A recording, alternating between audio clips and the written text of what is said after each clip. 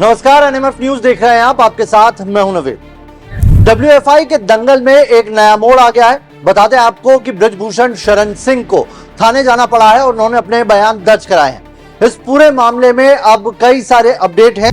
बता दें आपको कि अब ब्रजभूषण शरण सिंह दिल्ली पुलिस के सामने पहुंचे, जहां पर डीसीपी की निगरानी में बनी 10 सदस्यीय जो एसआईटी की टीम है उसके सामने उन्होंने अपना बयान दर्ज करा दिया है। ये दूसरी मर्तबा है जब ब्रजभूषण शरण सिंह पहुंचे हैं और उन्होंने अपना बयान दर्ज कराया।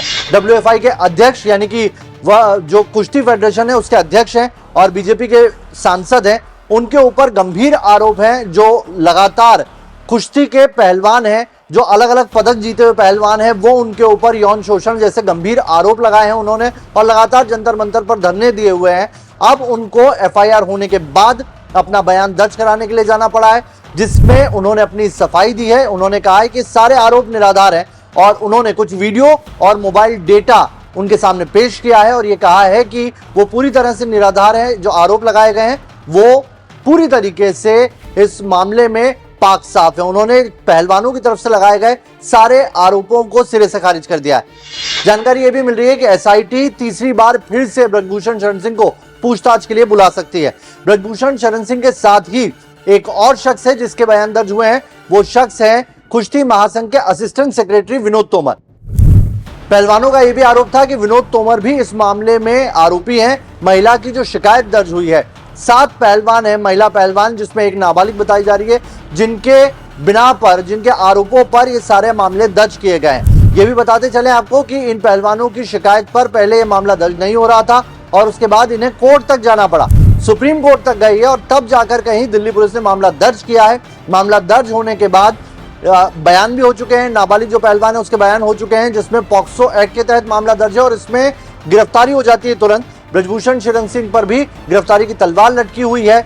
उन्होंने अपना बयान दर्ज करा दिया और उनको फिर से बुलाया जा सकता है। इधर विनोद तोमर के भी बयान दर्ज हो गए, जो असिस्टेंट सेक्रेटरी हैं कुश्ती महासंघ के, और उनके ऊपर भी गंभीर आरोप है। उन्होंने भी अपने आरोपों को सिरे से खारिज किया है। आपको ये भी बताते चले कि बाल संरक्षण अधिनियम, जिसमें पॉक्सो बनाया गया है कानून, उसके तहत तुरंत गिरफ्तारी हो जाती है। लेकिन अभी तक इस पूरे मामले में ब्रजभूषण शरण सिंह आजाद हैं, बाहर घूम रहे हैं। उसके पीछे पुलिस की तरफ से दलील ये दी गई है कि वो इस मामले में जांच कर रही है और जांच में अगर वो दोषी पाए गए तो गिरफ्तारी होगी। अब ये भी बताते चले आपको कि 23 अप्रैल ये वो तारीख है जब से जो सारे पहलवान हैं जंतर मंतर पर धरना दिए बैठे हैं। विनेश फोगाट, बजरंग पुनिया, साक्षी मलिक जैसे देश के नामी पहलवान इसमें शामिल हैं और वो लगातार वहां पर धरने पर बैठे हुए हैं। उनका ये कहना है कि जब तक उन्हें न्याय नहीं मिलेगा वो इसी तरीके से धरने पर बैठे रहेंगे। उनकी मांग है कि ब्रजभूषण शरण सिंह की गिरफ्तारी होनी चाहिए। वहीं ब्रजभूषण शरण सिंह इसे सीधे सीधे एक पॉलिटिकल एजेंडा करार दे रहे हैं। उनका ये कहना है कि 2 लॉबी है कुश्ती संघ के अंदर, एक यूपी की लॉबी है जिसमें वो खुद अध्यक्ष बन के बैठे हैं और दूसरी है हरियाणा की लॉबी।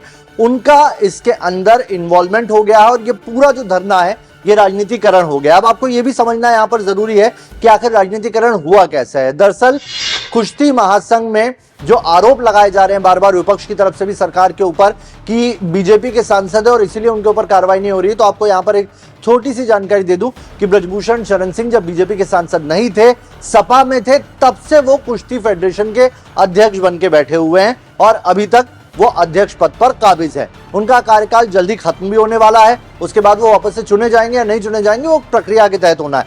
लेकिन अभी तक ये होता आया है कि जितने भी मेडल आए हैं, ज्यादातर मेडल उन पहलवानों के आए हैं जो हरियाणा से ताल्लुक रखते हैं और ऐसे में जो हरियाणा कुश्ती संघ है उसको अपनी ये कह सकते हैं कि दबदबा इस कुश्ती महासंघ में महसूस नहीं हो रहा है और उसीलिए आरोप ये लगाए गए हैं ब्रजभूषण शरण सिंह की तरफ से कि वो इन पहलवानों को हवा दे रहे हैं और वो इनके बहकावे में आकर इस तरीके से प्रदर्शन करे। साथ ही उन्होंने ये भी कहा कि कुछ नियम बनाए कुश्ती महासंघ में और उसका विरोध लगातार किया जा रहा है। वो नियम ये है कि आपको किसी भी जो इवेंट है, जिस तरह का जो भी प्रतियोगिता होनी है, उसके लिए क्वालिफाई करने के पहले एक टेस्ट देना होगा और उस टेस्ट को देने से जितने भी हरियाणा लॉबी के पहलवान हैं वो मना कर रहे हैं। उनका ये कहना है कि हम मेडल लाए हुए हैं और हम इसके अंदर कोई टेस्ट नहीं देंगे। और ब्रजभूषण शरण सिंह ने कहा है कि ये फैसला संघ का है, जिसको भी प्रतियोगिता में भाग लेना है उसे इसमें पार्टिसिपेट करना पड़ेगा और इसी को लेकर ये खींचतान शुरू हुई जो इतनी आगे तक बढ़ गई।